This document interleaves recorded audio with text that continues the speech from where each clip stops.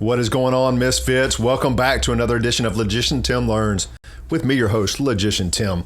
That's right, this is the show where you get to watch me go from a total gaming newbie to a more informed gaming newbie. How about that? What's going on, Joe? I see you out there on Facebook. Good to see you, my man. Yeah, we're back. We're looking at some more of this Warhammer fantasy roleplay game. It's pretty awesome.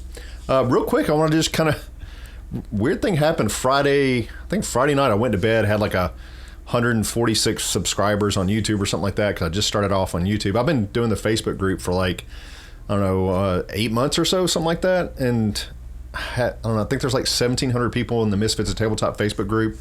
Had 146 subscribers when I went to bed on Friday night. Woke up Saturday and I had 240. And by the time I went to bed, it was 3 something. And then today I'm up to 340. So 200 subscribers in 36 hours or so. And that's just awesome. I don't know where everybody came from. Tell me how you found out about me. I really appreciate it. Let me know down in the comments. I definitely appreciate the subs, guys. So yeah, keep it up. Keep it up. But we're not here to talk about stream stuff. We're talking about the Warhammer Fantasy RPG. And tonight, specifically, we're going to be talking about the skill checks, what they call tests, and the combat system in this game. So let's go ahead and crack open the book and see what's going on. I see you, Adam, over there on Misfits of Tabletop group. Good to see you, my dude. Let's go ahead and crack open this book and see what they have to tell us about the game mechanics and stuff. All right, 147, 148, that's where we're going. And I'm really, really digging this book. If you can't tell, I'm very excited whenever I'm reading it and getting to tell you guys about it, because it is absolutely awesome. And just the art is fantastic. The way it's written is fantastic. It's very well thought out, and I'm just really enjoying it a lot. All right, let's talk about this. So whenever you're getting ready to do a skill check in the game, it's what they call a test, a skill test. You are going to use a D100 because the game is percentile based. Okay. Now to roll a D100, because if you're like me and didn't know this, when I first started, I didn't know how to roll a D100. Is there really a 100 side dice? That's crazy, right? No. What you do is you're going to roll 2 D10s, okay? And it's really helpful if they're 2 different colors, because you can just roll them both at the same time. But if not, if you have the same color dice, just roll 1 at a time. And so the first D10 that you roll is going to be your 10s column, okay? The second D10 that you roll is going to be your 1s column, all right? So just give a quick example. Let's say I roll my first one, it's going to be my 10s column, and I roll a 8, okay? So I know it's going to be 80 something. And then I roll my second one, which is going to be on my 1s column, and I roll a 4. And I put 8 and 4 together, I get 84. And so that's kind of how a D100 works, right? So do that awesome, quick, hard math, right? If you need a calculator, just let me know. We can probably get this worked out. But yeah, super easy to do. And but I forgot just to explain that, because I was a newbie and that wasn't written in the book that I was reading first. Somebody on stream had to tell me how to roll a D100 roll, because I didn't know. You don't know until you know, right? All right, so now we know how to roll a D100. So let's see how it works with the skill checks called tests in the Warhammer Fantasy RPG. So there's 2 different types of tests. There's simple and there's dramatic. And so what you're going to do is you're going to perform a simple test when you need to know if your character just succeeds or fails, right? That's it, okay? And so stuff like, can I leap over to this stream, for example, or can I haggle for a lower price with this vendor on something, those type of things, then it's just really a pass or fail, right? And so when you perform a simple test, you're going to roll this D100 and you're going to compare the result to my skill or characteristic, whichever one that is associated with what I'm trying to do. And so your goal is to roll equal to or lower than your skill or characteristic number on the D100. And if you roll equal to lower, then you succeed. If you roll over that, then you fail. As simple as that. So if you're doing something and need to know how well the test succeeds or fails, then you will use a dramatic test, okay? So simply knowing if you pass or fail, isn't always enough. So sometimes you want to know how well you succeeded, or kind of how bad you failed. And in a dramatic test, you're going to roll a D100 just like on the simple test, except this time there's an added step after you find out if you passed or failed. And what you're going to do is look at the tens column of your roll. So when we roll that D100, you're going to look at that tens column, and then you're going to look at your tens column from your characteristic or skill value, and then you're going to subtract them. Okay, and this is going to give you what's called your SL, your success level. And this is used a few different times in your game, so it's something you want to get used to doing. Okay, so yeah, you're going to take the tens column from your roll and the tens column from your skill or your characteristic, and subtract those. That's going to be your success level, your SL. So let's give an example real quick. Let's say you're attempting some type of you're riding a horse and you're trying to show off for the crowd or something like that, and you're going to do this crazy trick jump or something. I don't know, right? Well, the GM says, okay, well, I want you to do a dramatic test called a dramatic ride from your horse test, and let's say my ride horse skill is 41. Okay, I'm going to roll a D100, and let's just say I got a 29. All right, that means I'm successful because the 29 is underneath the 41, so that means I pulled off the cool trick jump, right? Well, not so fast. So we take the tens column from the skill and from the roll. So the skill was 41, so the tens column is a 4, and my roll was a 29, so the tens column from that is a 2. 4 minus 2 is a 2, all right? And now we're going to check against the success skill chart. Let me find this here. And it says that I was marginally successful because I had a 2. 0 to 1 is a marginal success. All right. And so what this says is that, what does it say? It says you more or less achieved what you intended to do, but imperfectly and perhaps with an unpredictable side effect. So I don't know, maybe I cleared the jump, but I was kind of thrown forward in the saddle, and maybe I busted my lip or busted my nose, and now I'm bleeding, and that's not very impressive to the crowd, right? So even though I was successful, that success level was very small, and so I had this unforeseen event happen to me. And so that's how what they call a SL, a success level, works in this game. It's kind of weird because even though I rolled a 29 and I had a skill of 41, so I beat it by quite a lot, but the success level is what determined how well I succeeded or different. And it's kind of weird, right? It's weird how that works. Like if I was my success, if I rolled a 15, then that would be better. I don't know. It just seems a little odd for me. Like it seems like it's almost randomized too much. But I guess it still works out because the higher my skill is and the lower my roll is, then the better my SL is. Yeah, that works. That works. I'm just figuring it out, you guys. But yeah, I guess that works because it really is based on your skill and your roll kind of subtracted out. So I guess that makes sense. It sounded random to me at first, but the more I thought about it, yeah, that makes sense to me that it still is based on that difference. So that's right. Okay. Anyways, I thought I had a problem with it, but I really don't. I talked myself out of having a problem with it. So, all right. Now, let's talk about difficulty. So the difficulty of a test is not always the same, right? Outside factors can change and make it easier or harder to get something done. And in the Warhammer Fantasy RPG, they have included a mechanic to reflect this. Okay, let's say that, let me flip to the right page here. Am I on the right page? Yeah. So let's say that you're attempting to track an elk, okay? And you're tracking it all day, and then it gets dark, and you finally end up going to bed. Let's say you wake up in the morning, and you find out it's been raining at night. You're in your tent, and let's say the rain washed away all the tracks from the night before. And your tracking skill is, let's just say it's a 41. And normally you're going to be doing an average difficulty, which is plus 20. Okay, to track this animal. So this means you would normally need to roll a 61 or under to succeed, okay, because your skill is 41. You're doing an average difficulty, which is plus 20. So it's 41 plus 20, it's 61 or less would be the normal thing. But it's rained, right? And let's just say it's washed away the tracks you were trying to track, right? So the GM decides to increase the difficulty of this task by adding a modifier of -30 penalty, all right? So you take your 41 skill minus 30, ouch, right? And now you have to roll an 11 or less to track this elk. All of a sudden, this is super difficult, almost impossible, right? And the GM can really decide to make any task harder or easier using this little difficulty table they have for us. Like very easy, you would get a plus 60 modifier. All the way up to very hard, you would get a negative 30 modifier. And they have different steps in between. And of course, you can make it 22 easier or 22 negative 22 to make it harder. You know, it's up to you as the GM. So kind of cool stuff. Now, they did have a couple things in here about always succeeding and always failing. Let me go back to that real quick. I wanted to touch on that. They have automatic failures and successes. So if you roll a 96 through a 00 on any test, it's always a failure. No matter how high that your skill is, it's always a failure.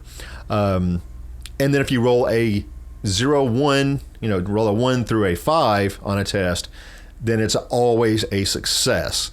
So even if your characteristic is worse than that, then if you roll a 1 through a 5, it's always a success. So that's kind of cool that they do that. You can always house roll that out. It even tells you that in here. Sorry, my nose is itching.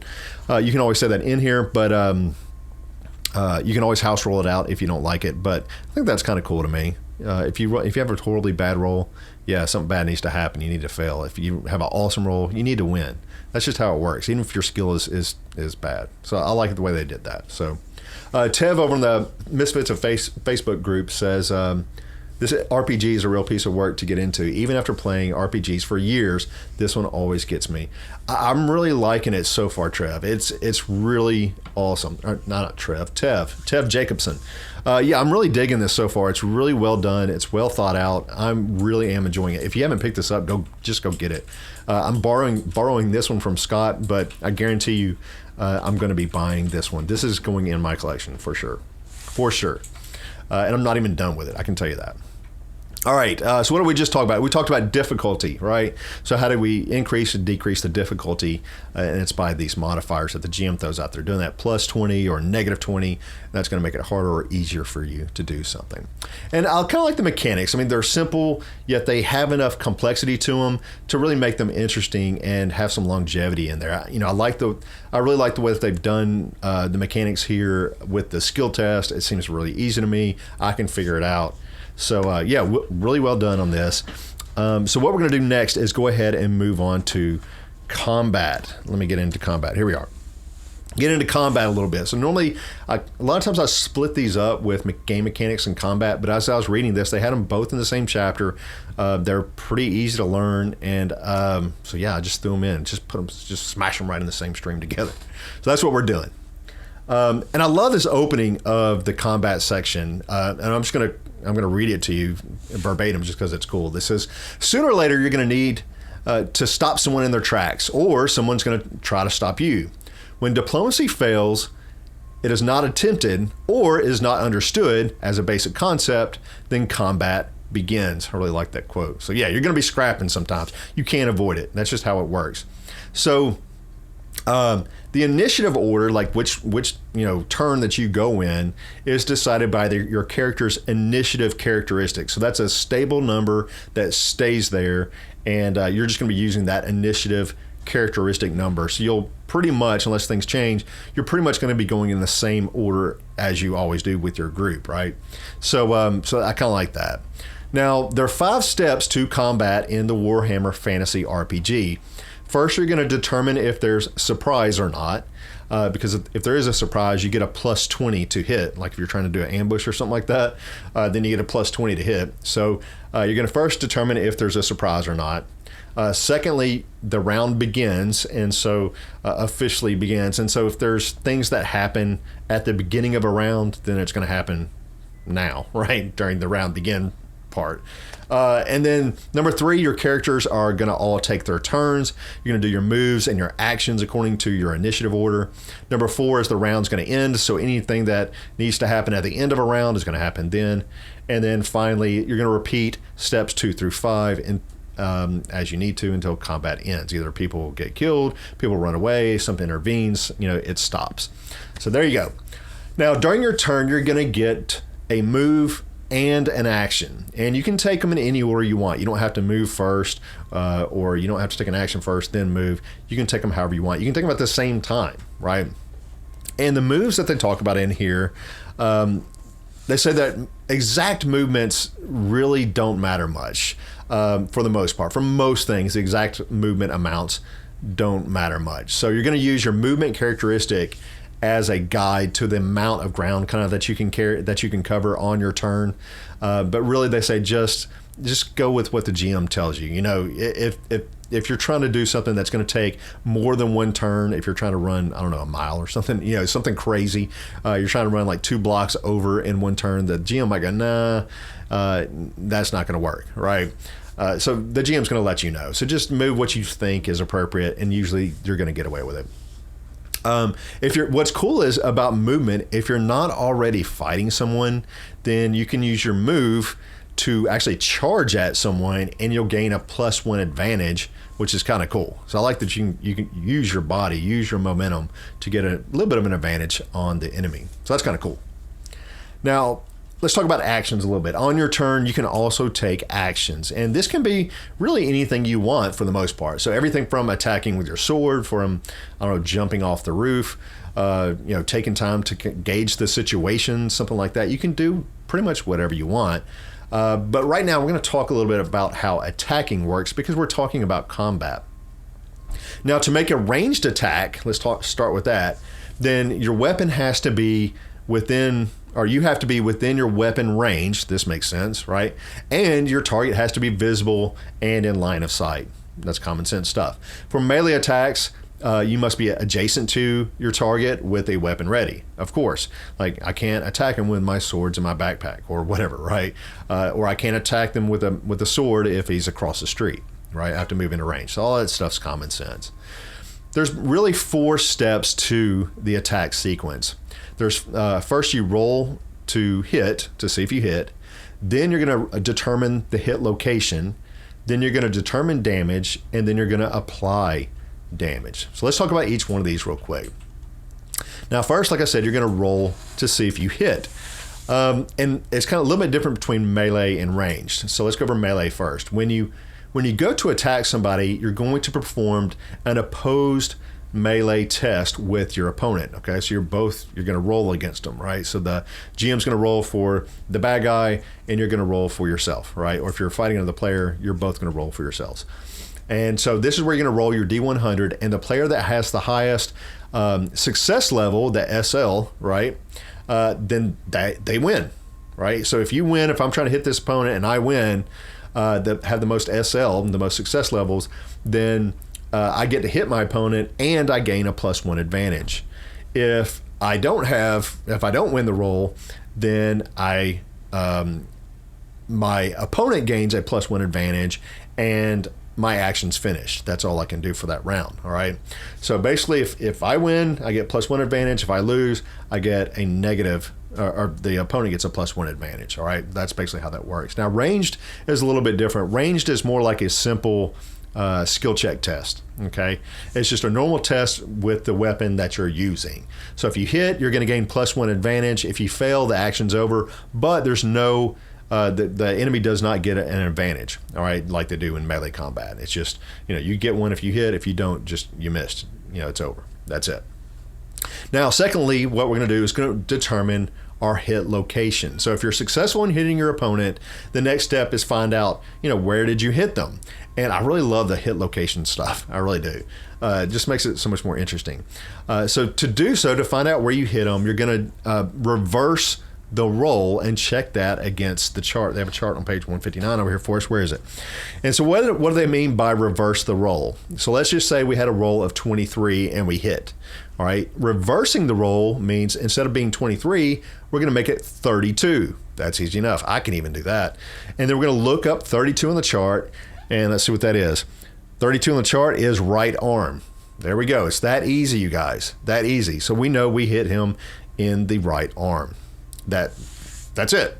Then we're going to determine our damage. So once we decided where we hit in the right arm, then we're going to figure out how much damage that we have done. So what you're going to do is take that success level that we used on that first hit check, and we're going to add that to our weapon damage, right, of the weapon that we're using. And the final number is the amount of damage that you've inflicted. Now, you do have to take into into account. What is it? I think it's actually on the next part. Yeah.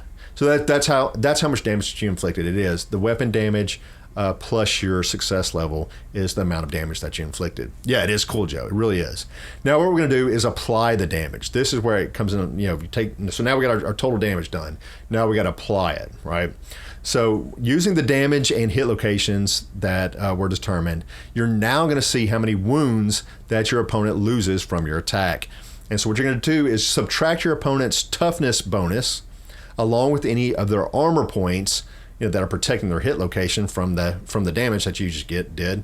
And so we're going to take that and subtract that from our damage, and the remainder is the amount of wounds that we inflicted to our opponent. So I really like that. I like the way this is done. It's complicated just enough to keep me interested and be kind of realistic, but not over the top with stuff. I just really dig this one.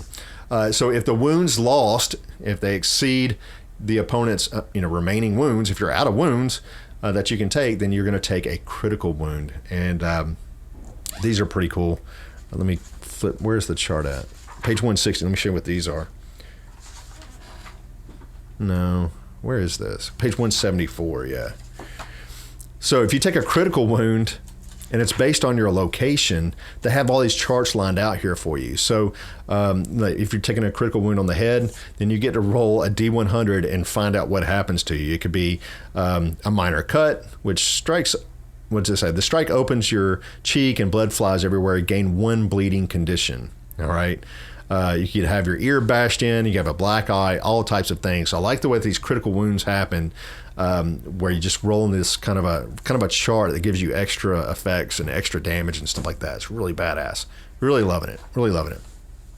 All right, let me get back to what I'm saying. I got sidetracked on some of this stuff because it's really cool. Where was that? All right, so we applied the damage. Okay, so that's it for that. Now, they do have criticals and fumbles. So whenever you hit, whenever you're trying to hit somebody, you have to first roll to see if you hit them, right? But if you roll a double, so if you roll like 44 or 77 or 99, right? That's a double. Then you're going to score a critical hit, right? And your enemy is going to get a critical wound, and they're going to have to roll on that table to see how bad, see what kind of effect that they get. I love that. I love the idea of these doubles. Now, if you miss and you roll double, then you don't critical, you fumble, right? Which means something really bad has happened, and you're gonna have to roll on this oops table. Where is it at? Let me see what's on there. They have an oops table that you have to roll on if you make a fumble. They have stuff like you stumble badly, finding it hard to right yourself. You lose your next move. That's pretty bad. Here's another one that says you overextended yourself and stumble or twist. And twist your ankle, suffer a torn muscle, which is a minor injury. This counts as a critical wound. So yeah, like it's pretty bad, and all of them are pretty bad what you get. So yeah, watch your fumbles, man.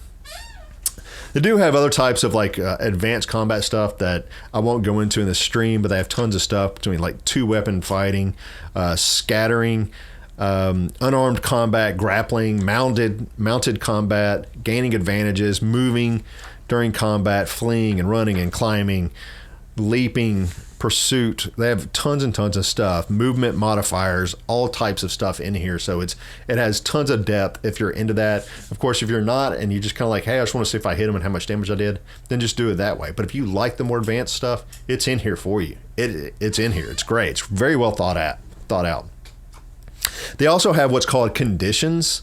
So there's a number of conditions that you can suffer or make other people suffer from in the Warhammer Fantasy RPG. And each one of them has its own description and penalties associated with it. So like I said before, when you got that critical injury, then maybe you got somebody bleeding, right?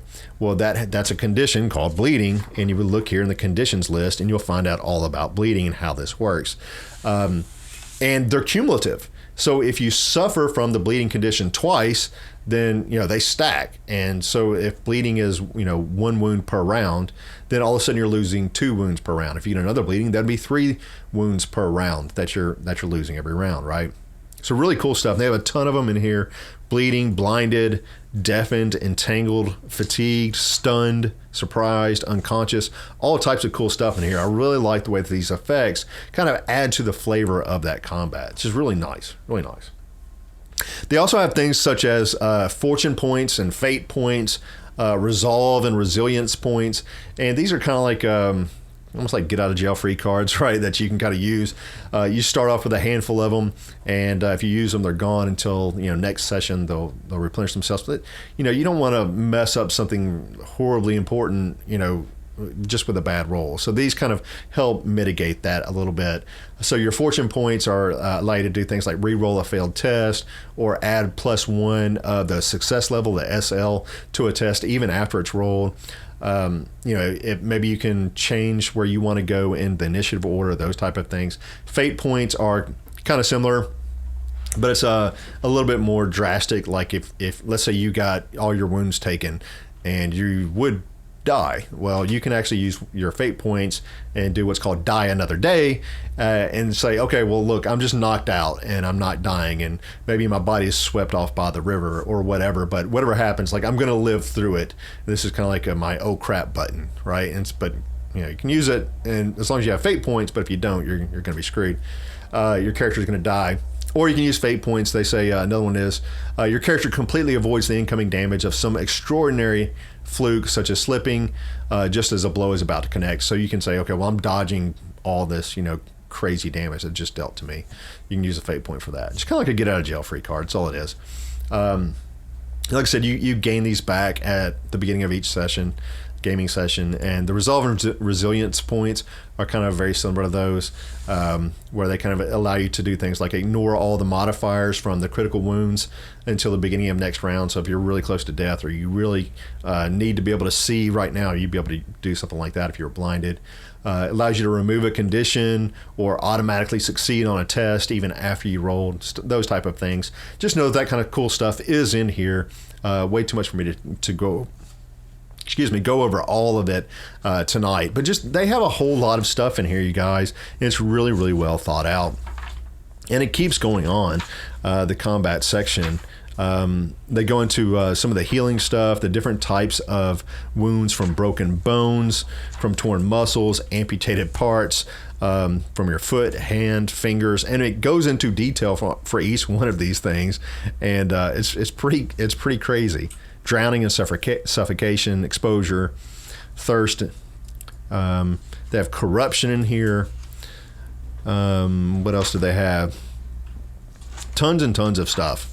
Tons of stuff in the combat. Disease and an infection, from the Black Plague to blood rot, festering wound, all types of awesome stuff in here. So if you're really into combat and disease and like very realistic stuff, you can play almost as deep as you want to in this game. If you're into, hey, I just want to fight and see if I win, then you can do that as well. You don't have to play all this disease and fatigue and all these things, but it's in there if you want to. And I think as you play the game, after 6 months, a year of playing, you're going to get deeper and deeper where you're adding things to the game.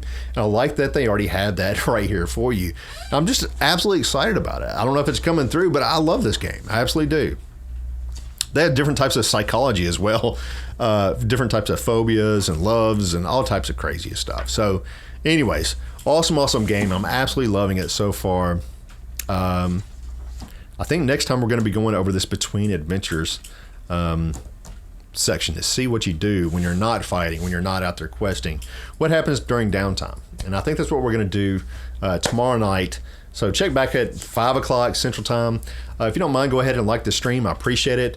Share the stream. That always helps out. Subscribe if you're on YouTube. Comment down below. I love seeing those comments, you guys. Thank you so much for those awesome comments of encouragement and feedback, and give me some ideas of what to do next. I really do appreciate that. So anyways, that's it for me tonight. I hope you all enjoyed it, and we will see you all on tomorrow.